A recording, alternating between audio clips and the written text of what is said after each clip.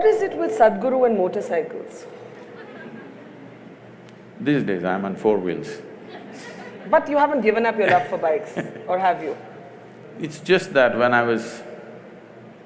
I started, trekking in the jungles when I was 10, 11.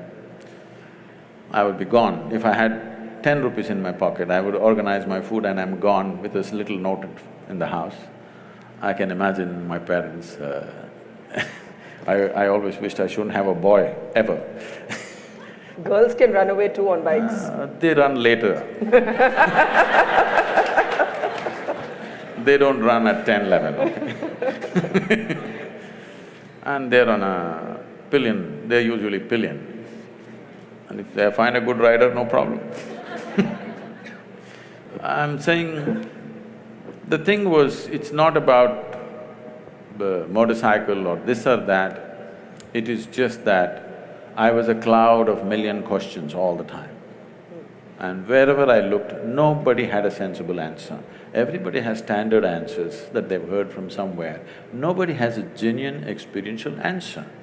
So, there's a restlessness to explore just about anything.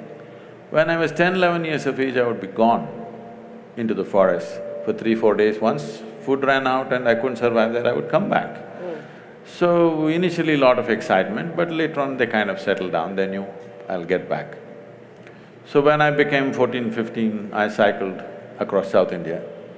Not because I'm a cycling enthusiast, not like today, wearing a helmet and suited, booted for cycling, no. Simply I cycled because cycling is little faster than walking. The moment I became 17, I still didn't have a license, but I found a motor to my cycle, which became a motorcycle. So that because it went little faster. It supported my restlessness to know something, I didn't even know what the hell it is. I didn't know what I was looking for, but I had questions about anything I looked at. Everything in the universe looked like a question mark to me. But the question about the motorcycle is really to ask whether the motorcycle, the Land Rover or Land Cruiser, which one is it now? Land Rover, Land Cruiser, I'm not sure. But whatever, the four wheels, the helicopter. I think you once said somewhere that I like… that whether… if it moves on land, water or air, I like it. This is not… one thing is I like anything that works, and machines work. Yeah. The more efficiently work, the better they are. And why it's important is, after all, what is the quality of an individual human being? How smoothly and how efficiently your body, mind and everything functions is the quality of a human being, isn't it? So machines always excited me, whether it's a bicycle or motorcycle or because of, lack of the necessary, probably the fitness that I was at that time. I crisscrossed India on the motorcycle. Today it would be hard, so you get into something little more comfortable. But while that makes you a very interesting character to observe, did you ever worry that you'd be labelled or dubbed a richy rich person's guru? This is the Sadguru who flies his own planes, who likes his BMW, who likes his game of golf, who likes having a little frisbee match on the greens. Let's come to that. See, the thing is,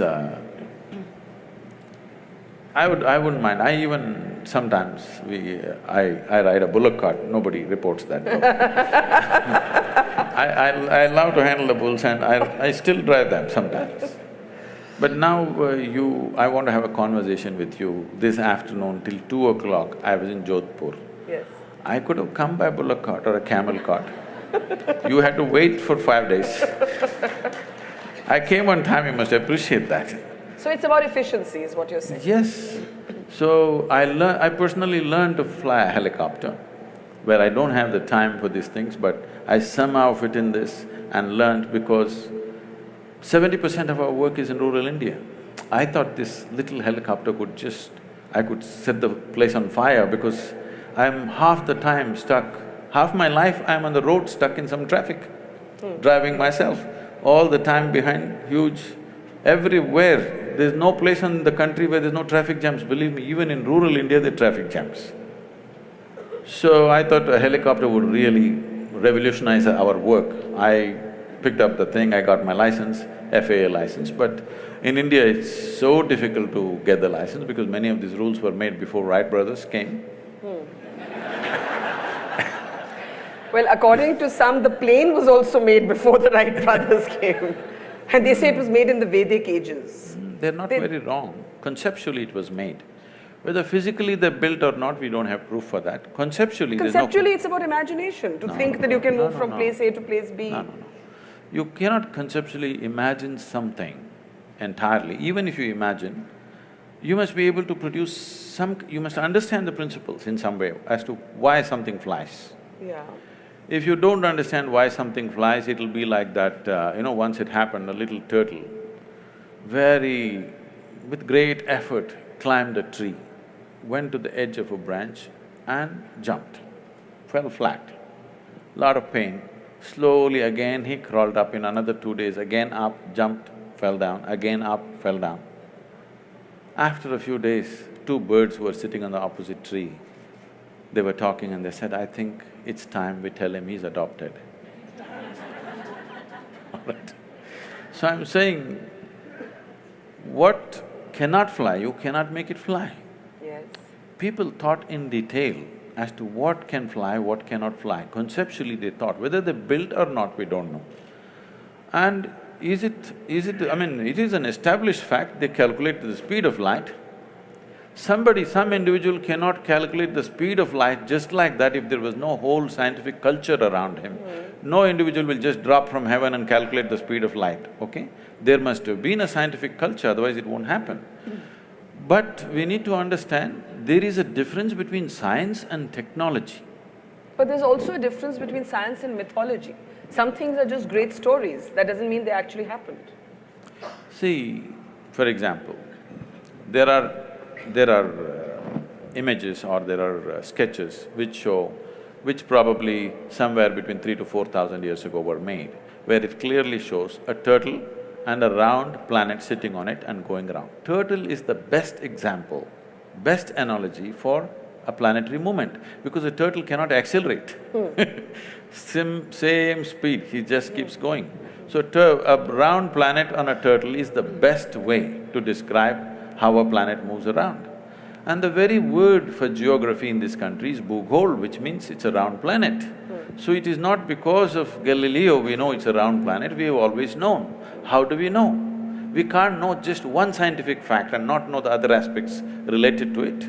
So this thing about anything Indian beating it down is because one thing is that culture has evolved because half the people, their brains are in Greenwich Mean Time. They've still not gotten out of the 1948, whatever happened. We struggled for independence, we came out, not just to send them out, but to be who we are. So that problem is still there. And now there are upstarts who claim all kinds of things. There has to be an even balance, not beating down this or pumping it up in an unrealistic way. But you cannot deny Indian mind has thought about things that nobody had thought about in those times. There is no question about that. But there is a distinction between science and technology. Science can evolve because of certain intelligence. Technology needs material, manifestation. Now we are trying to claim technology, which we should not. If we just focus on science, many things will be attributed to India for sure.